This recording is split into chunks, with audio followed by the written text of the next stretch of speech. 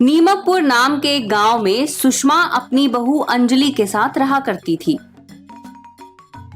सुषमा की बहू अंजलि काफी आलसी और घमंडी थी। वो सुषमा से ठीक से बात नहीं करती थी। एक दिन अचानक से सुषमा की मृत्यु हो जाती है। चलो आज इतने सालों बाद जी खोल के पेस्ट्री खाऊंगी, वरना उस बुढ़िया सुषमा के जीते जी तो देसी घी के लड्डू भी नसीब नहीं होते। पता नहीं किस कोने में छुपाकर ऐंठे रखती थी वो सारा पैसा। अच्छा हुआ मरकर चल बसी, मुझे दुनिया भर का सुकून मिल रहा है। जैसे ही अंजलि पेस्ट्री खाने जा रही होती है, तभी वो देखती है कि पेस्ट्री की प्लेट अचानक से उसके हाथ से उड़कर सीधे रसोई में फ्रिज की ओर जा रही है। ये दृश्य देखकर अंजलि हैरान और हक्का बक्का रह जाती है। जब वो रसोई में जाती है तब देखती है कि फ्रिज में उसकी मरी हुई सास बैठी है।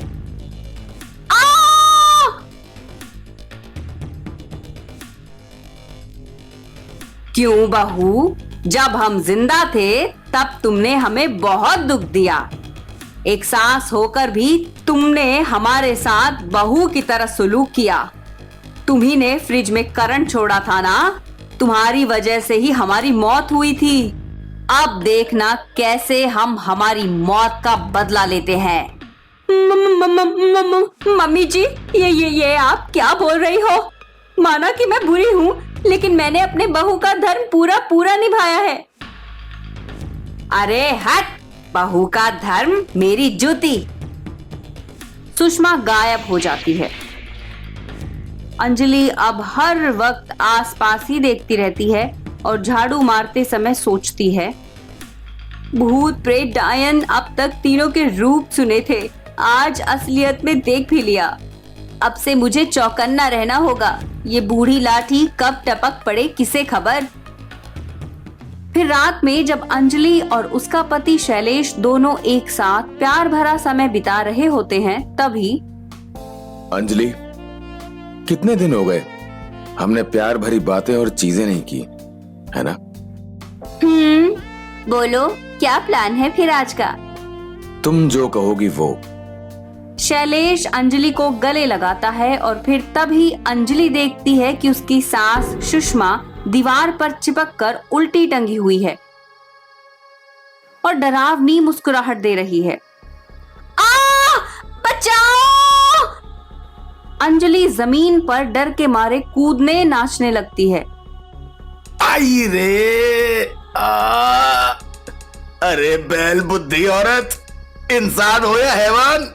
क्या भूत देख लिया क्या जो इतना तेज मार फेंका मुझे और ये ताथैया करे जा रही हो? वो मम्मी जी देखो उधर ऊपर दीवार पर। शैलेश ऊपर देखता है तब उसे कुछ नहीं दिखाई देता है। लगता है तुम्हारा दिमाग सड़ चुका है। दिन भर हॉरर मूवीज देखती हो और फिर रात में मेरे ऊपर कहर बरसाती हो। एक अच्छा सा क्वालिटी टाइम भी स्पेंड नहीं कर सकता मैं। मम्मी को मरे कई दिन बीत गए, अब तो पूरा मैदान खाली है हमारे लिए। फिर भी तुम मुझे प्यार भरी हरकत तो क्या गले तक नहीं लगा रही हो। मम्मी जी सब्जी बनाओ, कपड़े धो दो, अटैची साफ कर दो, मसाला कूट दो, ये वो और खुद तो नागिनों की तरह गली गली फन फैलाकर नाचती फिरती थी। मर अभी, घिसड़ के काम कर, करम जली कहीं की। 2 दिन बाद। अंजलि, मैं 2 दिन के लिए बाहर जा रहा हूं काम के सिलसिले में, अपना ख्याल रखना। शैलेश बिजनेस ट्रिप पर चला जाता है और फिर रात में बहू अपना सारा काम निपटा कर सोने जा रही होती है कि तभी अचानक से लाइट बंद चालू होने लगती है और जमीन से एक हाथ निकलता है और सुषमा के हंसने रोने की आवाजें आती हैं। मम्मी जी प्लीज बख्श दो यार, मैं कह रही हूँ बाय गॉड मेरी जान निकल रही है। अगर आप ऐसे ही मुझे परेशान करती रहोगी तो।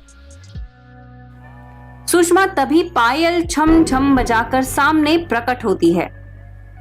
ठीक है, तो तुझे अपनी गलतियों का प्रायश्चित करना होगा, फिर ही मैं तेरा पीछा छोड़ दूंगी, वरना तुझे भी अपने साथ ले जाऊंगी ऊपर। नहीं नहीं नहीं, ऐसा मत कीजिए। मैं आपके हर हुक्म को सर आंखों पर रखूंगी। बोल के तो देखो। ओके, तो चल, पूरा घर शीश महल की तरह चमका दे साफ सफाई करके। मेरे लिए कढ़ाई पनीर और खोए की बर्फी बना, और हाँ, आमरस भी सुनीता बहन के बगीचे से तोड़कर ला। कैसे, वो मुझे नहीं पता। और उसके बाद मेरे पांव की मालिश।